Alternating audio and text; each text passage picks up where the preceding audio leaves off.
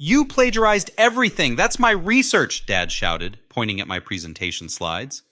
Sir, you need to sit down, the committee chair warned. That's my work. 20 years of my research. He's a liar. A liar. Security, please escort this man out, Dr. Martinez ordered.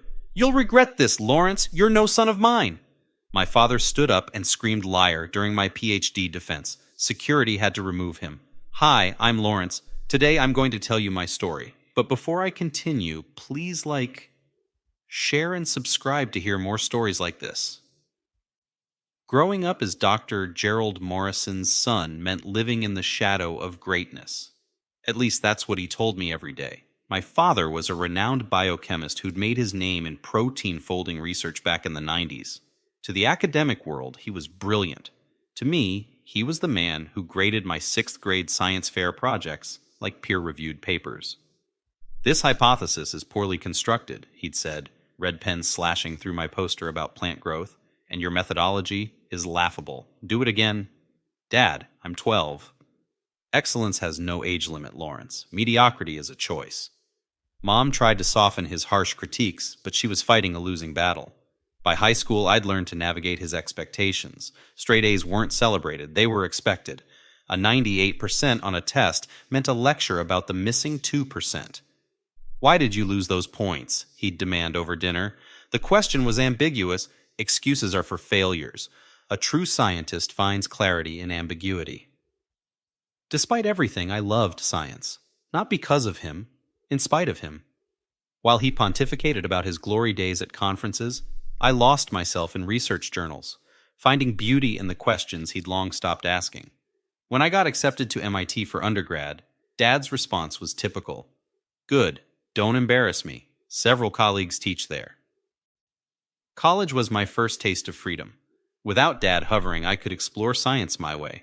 I gravitated toward computational biology, using AI to predict protein structures, a field Dad dismissed as shortcuts for lazy minds.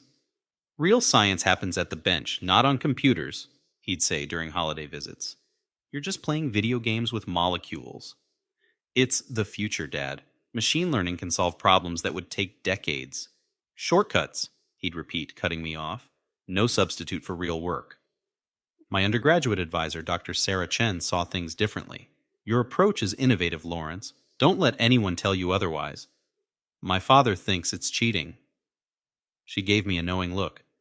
Sometimes the older generation struggles to accept that their methods aren't the only way. Senior year, I made a breakthrough. My algorithm predicted a novel protein fold that had stumped researchers for years. Dr. Chen encouraged me to publish, but I wanted Dad's approval first. It's interesting, he said after reviewing my work, his highest form of praise. But you're building on existing research. Where's the originality? The algorithm is completely new. Standing on the shoulders of giants doesn't make you tall, Lawrence. I published anyway. The paper got attention, landing me a spot in Stanford's PhD program. Dad's colleagues congratulated him on raising such a promising scientist. He'd smile and take credit while privately reminding me not to get arrogant. Graduate school revealed the depth of Dad's influence. Every conference, someone knew him. Every achievement was measured against his legacy. Gerald Morrison's son, Professor Williams exclaimed during orientation. Big shoes to fill. I'm trying to make my own path, I'd respond. Of course, but your father's work on thermodynamic stability, groundbreaking. That work was 20 years old, but in academic circles, Dad was frozen in his glory days. Meanwhile, he'd settled into a comfortable position at a small research institute, publishing incremental papers that added little to his original discoveries. My PhD advisor, Dr. Elena Rodriguez, was different from Dad in every way. Where he hoarded knowledge, she shared freely. Where he crushed spirits, she built confidence. Your proposal is ambitious, she said during our first meeting. Using neural networks to predict not just structure but function, it could revolutionize drug discovery. My father says it's too speculative. With respect to Dr. Morrison, speculation is where breakthroughs happen. For 5 years, I poured everything into my research. Late nights training models, debugging code, validating predictions with wet lab experiments. The work was mine conceived, developed, and executed without Dad's input. He'd ask about my progress during rare phone calls, but his questions felt more like interrogations. What's your validation rate? 92% on the test set, 8% failure rate. Concerning, that's actually exceptional for this type of don't make excuses for imperfection. Mom would take the phone, apologizing without saying the words. He's proud of you, she'd insist. He just shows it differently. Differently. That was one word for it. The breakthrough came in year 4. My algorithm didn't just predict protein structure, it identified a completely unknown fold family with therapeutic potential. Initial lab tests were promising. Dr. Rodriguez was ecstatic. This is Nobel-level work, Lawrence. The applications for drug design are staggering. I called home with the news. Mom cried with joy. Dad was silent for a long moment. Send me your data, he finally said. All of it. Why? I want to review it. Make sure you haven't made errors. My committee has reviewed everything. Your committee doesn't have my experience. Send it. Against my better judgment, I did. He responded 2 weeks later with a marked-up PDF, questioning every assumption, challenging every conclusion. His final note, premature to celebrate. Much work remains.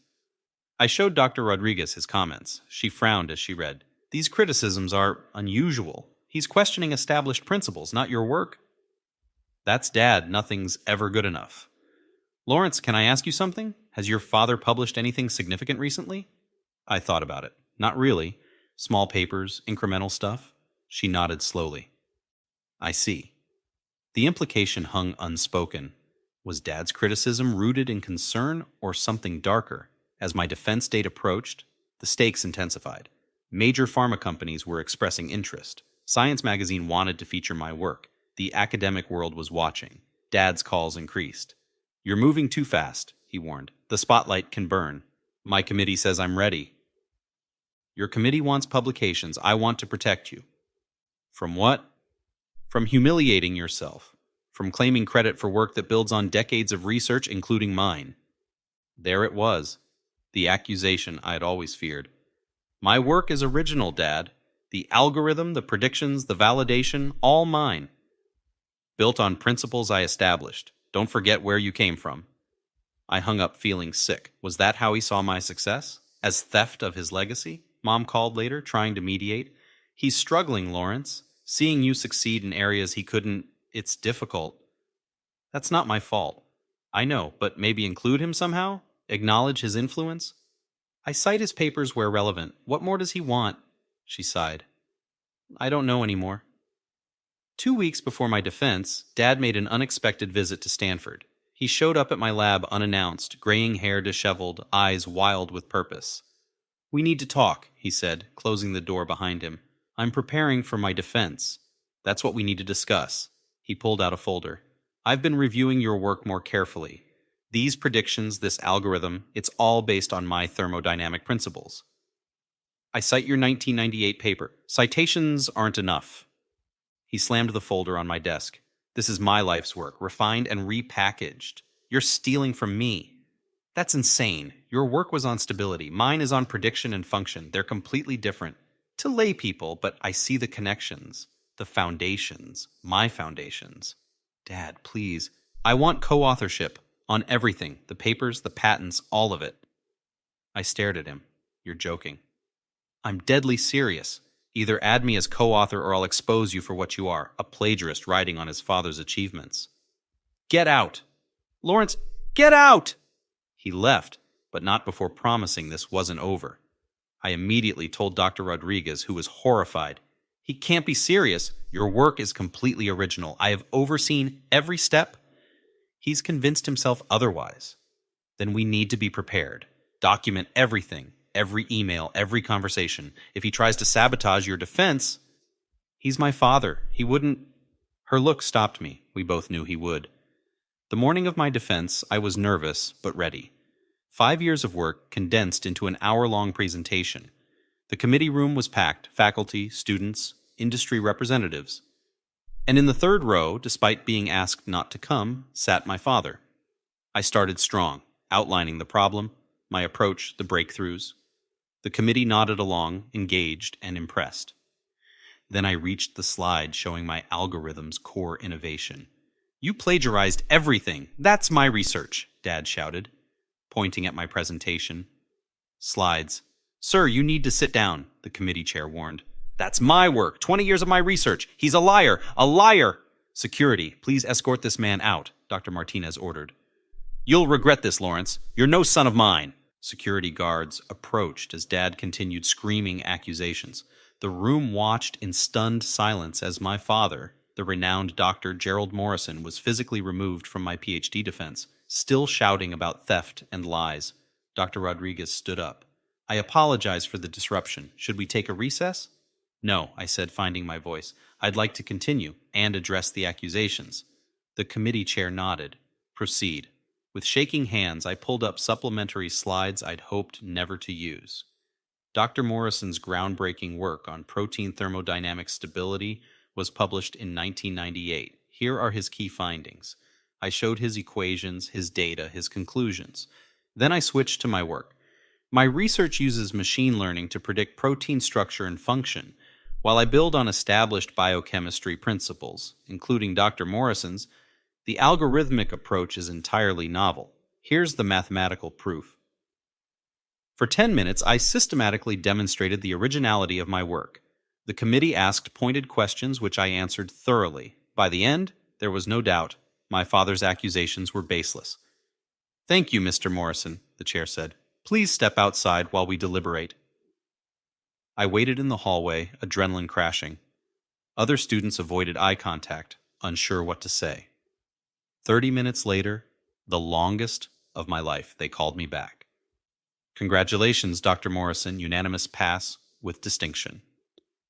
Dr. Morrison. The title felt hollow after what had happened. The celebration was muted. Colleagues offered awkward congratulations, everyone dancing around the elephant in the room. My father had imploded publicly, attempting to destroy my career out of jealousy. That evening, Dr. Rodriguez took me for coffee.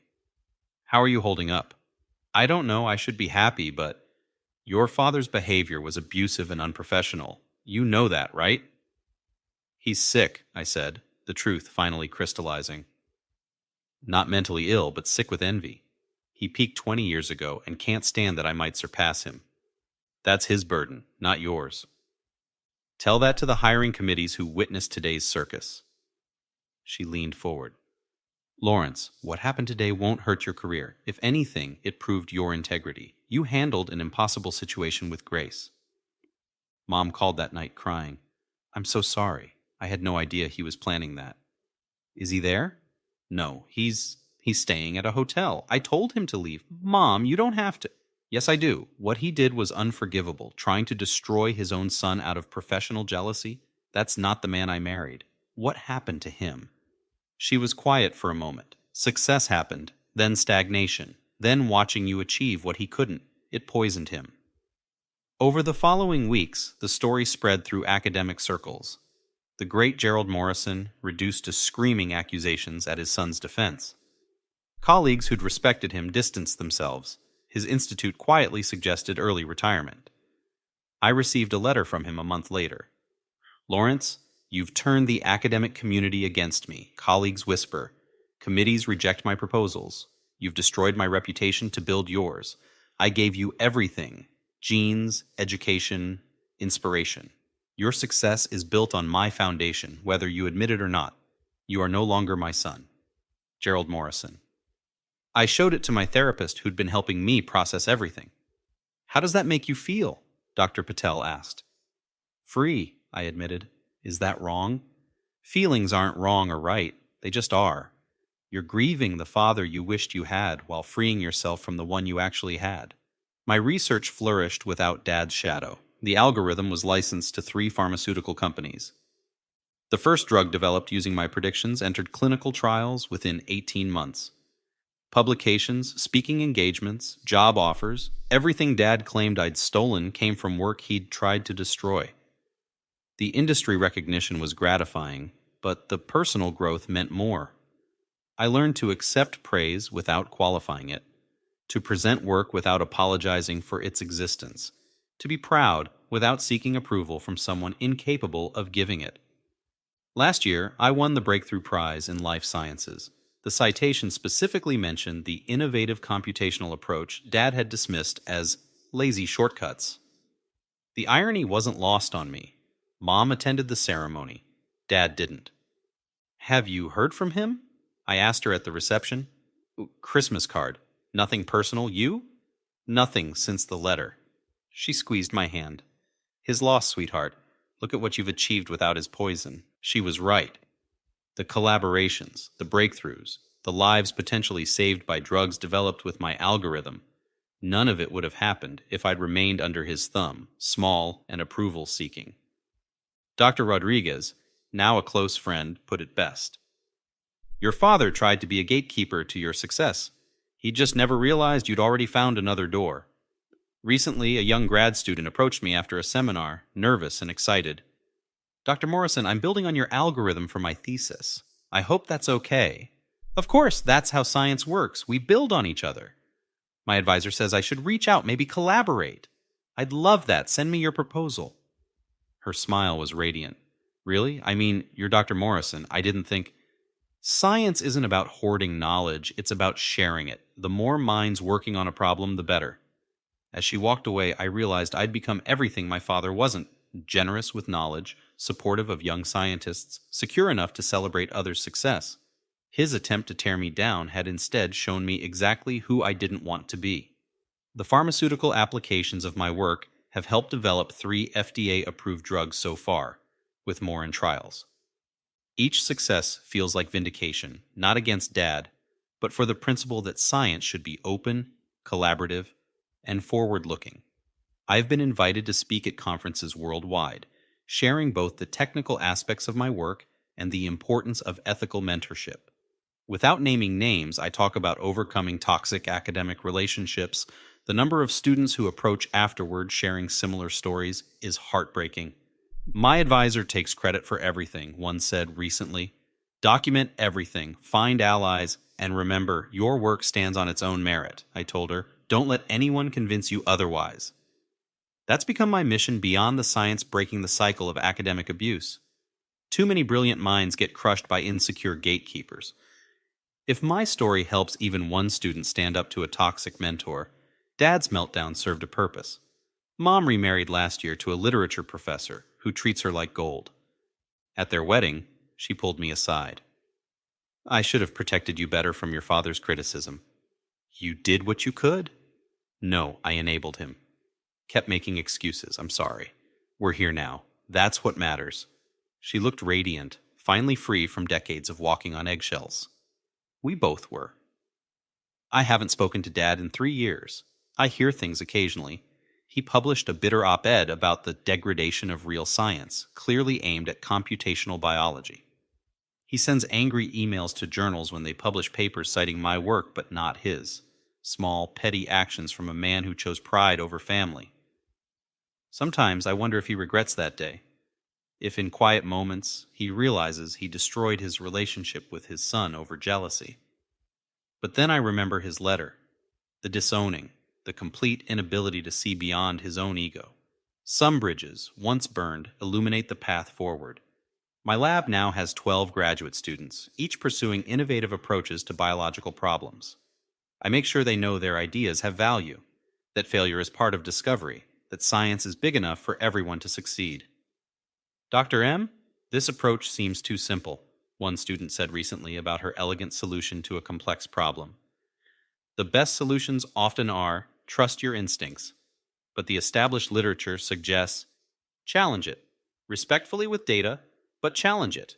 That's how we move forward." She's presenting at a major conference next month. I'll be in the audience, proud and supportive, everything a mentor should be. The truth is, I learned more from Dad than he intended. I learned how corrosive jealousy becomes, how legacy means nothing if you sacrifice relationships for reputation, how the best revenge against someone who tried to dim your light is simply to shine brighter. My algorithm has evolved far beyond those first predictions, spawning an entire subfield of computational biology. Young researchers build on it daily, improving and expanding in ways I never imagined. That's real legacy, not hoarding past achievements, but enabling future ones. Dad peaked at 40 and spent the next 30 years polishing that single summit. I plan to keep climbing, bringing others up with me. The view's better when shared. So here's my question for you. If someone who should be your biggest supporter becomes your harshest critic, trying to tear down your achievements to protect their own ego, do you have the strength to succeed anyway? Not to spite them, but despite them?